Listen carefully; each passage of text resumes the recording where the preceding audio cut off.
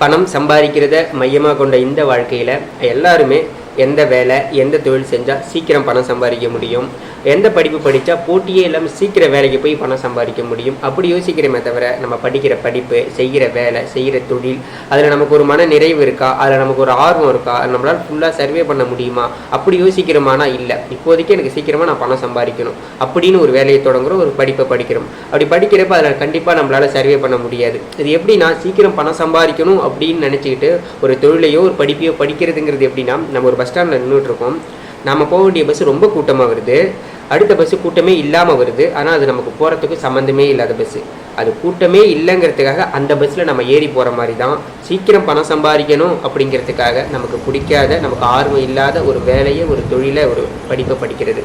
அதனால் நமக்கு மன நிறைவை, நமக்கு ஆர்வத்தை தூண்டுற படிப்பை, தொழிலை, வேலையை செய்யலாம். நன்றி.